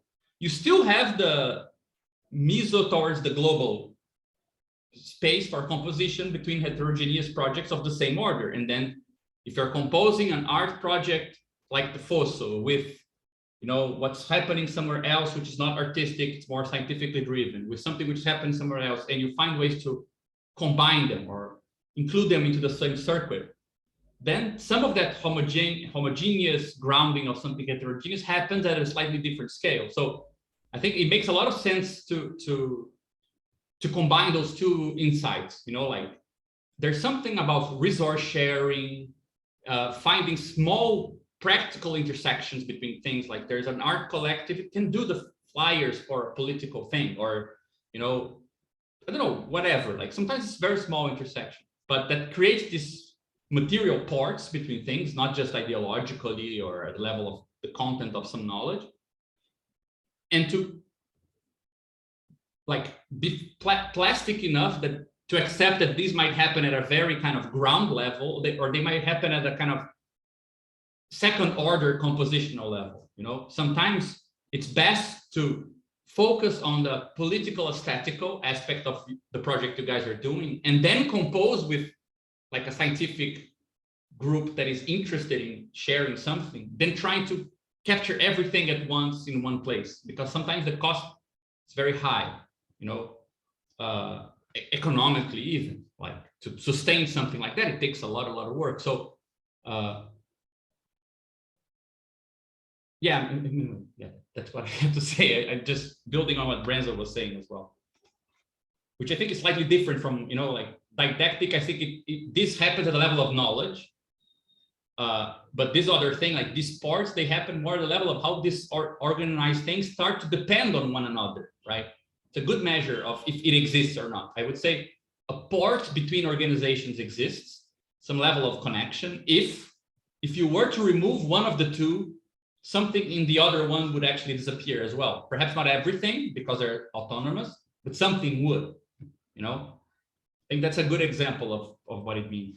Yeah, because I think that the kind of varying levels of expertise and cross, you know, just like the sheer fact that people that are participating in academic institutions, okay, if you have a didactic program where you have a series of seminars that are introducing fundamental concepts in the field of mathematics or psychoanalysis or philosophy, the challenge with that is that you don't have an institution which is sustainable enough or has enough inertia or establishment to sustain a long-term engagement with those people. So they're going to have a kind of desire for continuing that, but you can't assist them in that, because you can't just be running, you know, a dozen classes and like you can't like sign people up like a college. You know what I'm saying? So it runs into the problem of like that dynamic when you do the didactic approach. So the question would be sort of when you do the didactic approach within para-academia, you kind of end up losing people,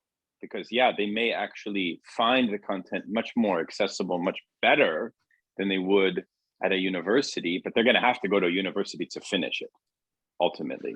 So there are some kind of intrinsic limitations to that, and some thinking needs to be done about kind of the structure, how you would, you know, coordinate all of that. And it's actually a kind of danger, which is that you can have a kind of crescendo of a kind of epiphany of a great seminar or multiple great seminars, but then you kind of leave people dangling precisely because you don't have the resources to allow them to remain in. And then you have all of the dynamics of, okay, well, what are they getting out of it and so on. So it's always supplementary. So there is that kind of question of how does the para-academic institution kind of straddle its own propensity to become kind of like a quasi-college, right?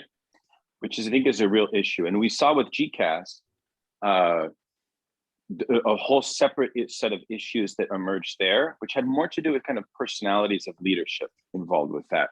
But I think that's a real issue. So, you know what, I hope that makes sense, which is sort of, you know, how do you integrate a kind of minimal level of didactic offerings, but not too much, but like leave open the possibility for those participants in didactic seminars to also be, you know, active collaborators in other initiatives, right? It's a tricky one.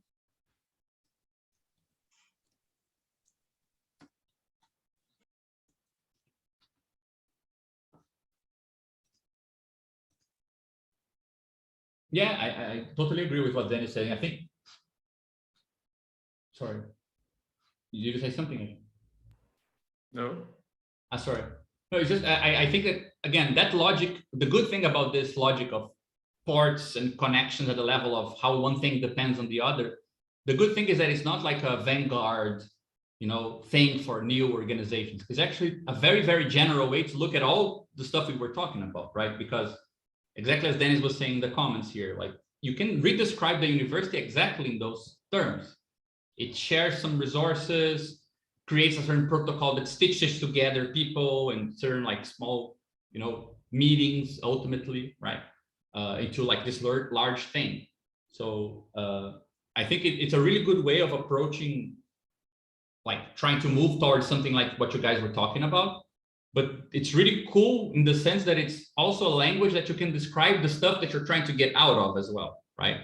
Because either university and the art world, in one way or another, I mean, you could say that university is like still, even though I agree with you, capital is pretty much redominating the whole thing, or showing who always the boss, but it's more like nation state, and the art world is more nation capital, right? With the state kind of as if you're outside of it. Exactly. Yeah. So, but both have this sort of basic protocol that is created out of the connection between those two things, right? like sentiment in commodity, well, that's like, let's say, the basic oil for the art world. If you can just put national sentiment or imaginary constructions into objects, you're already halfway to doing art. And on the other hand, if you can tie communities to bureaucracies, you're already halfway to doing knowledge, right? So, so I think those give like the basic mixture for these protocols or these ways of porting together small organizations. And so it's really, really kind of trustworthy to assess if you want to do something which is neither of the two. If you can create these weird ports between projects,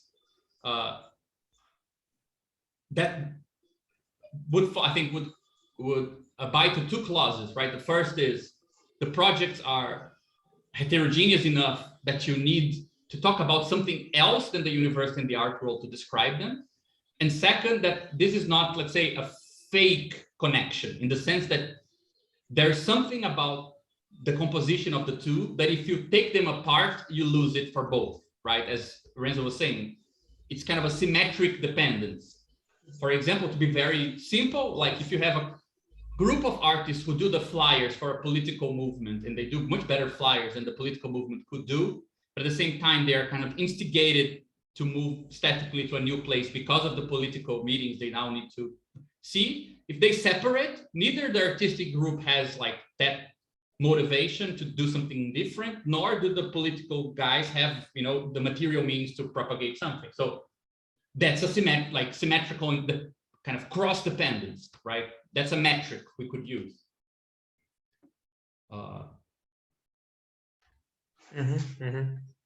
So maybe being inside and outside the configurations, like which we are connecting and creating this cross dependence,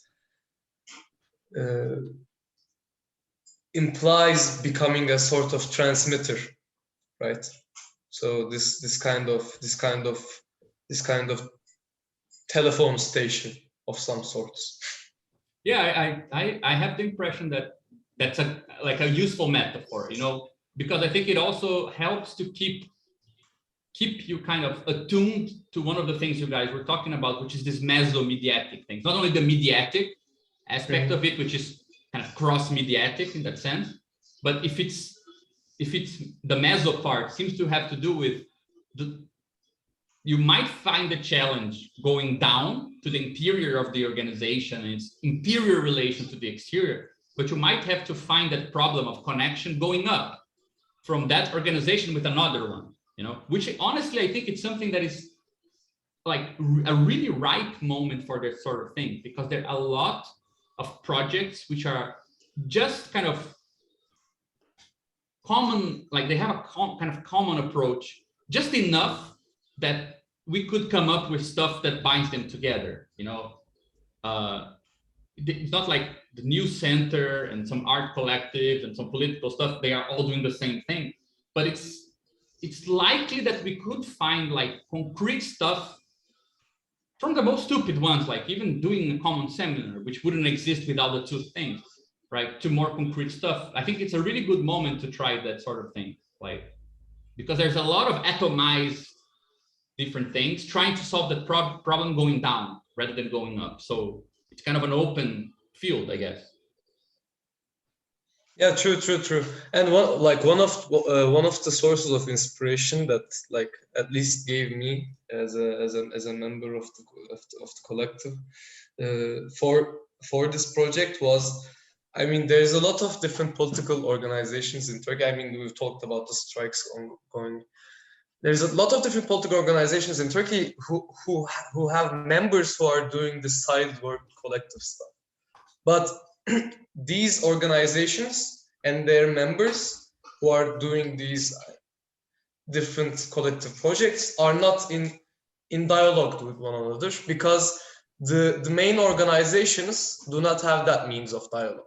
You see? So for example, there's one political party who's coming from this tradition, there's another political party who's coming from that tradition. And although the members are doing very interesting kinds of stuff, as members of those organizations, they can't communicate with one another because of this like traditional constraints, if you will. Mhm. So that was one of the inspiration, because like as you do, you have friends from both organizations, right? Yeah. But they can't discuss their projects because of the party line. Man, it's amazing how universal that problem is. It's really amazing. Like, we have a joke in Turkey, like you put 10 leftists in a prison, like in the same cell, you leave them like 20 minutes, you'll find 20 different organizations. yeah, man, it's exactly like that in Brazil. It's amazing. So yeah, I don't know, like one thing very concrete that now that we were talking about it, just came to mind. I don't know what you guys think, but for example, there's something we could do that could help, if that's something interests you guys, in terms of getting in contact with these different and kind of conflicting organizations that you know people in both of them, but they never talk. One way of we could help, and that would also help us, which is what Renzo was saying, that this year we kind of decided to leave some space in our meetings, like in our schedule, to welcome political groups to talk about their experiences. So we are kind of a third party that is not inside the scene in Turkey, that has a kind of impersonal interest in what's going on. You seem to have an interest in kind of seeing if you can cross-connect these things. For example, if you guys could help mediate, bringing like one group to talk and present what they're doing, and then another one, you know, you would be mediating the two because you had to bring both. We would get like people presenting their political processes from places that we wouldn't have access otherwise. Like, it's a very concrete, small, but it, you know, checks all the boxes we were talking about. Yeah, that's a really interesting idea. We could do that, I think. Yeah, like, I don't know, we can continue talking afterwards, but I don't know, I imagine something like that, you know, would be very possible to do. And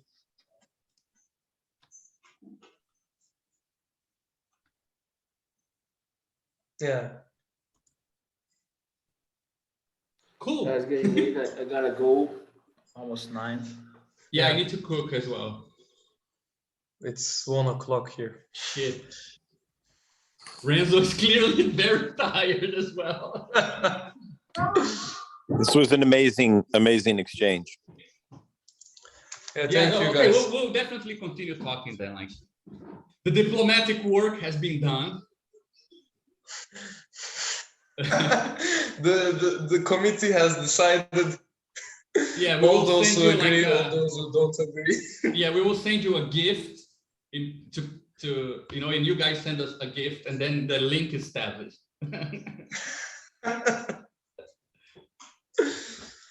Mode A. Mode A, yeah. Mode A. Yeah. Mode E. Yeah.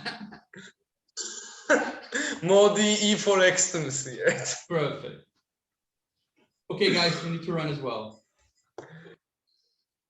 Okay. See you all. All the best. Good night. Take care. Bye, everyone.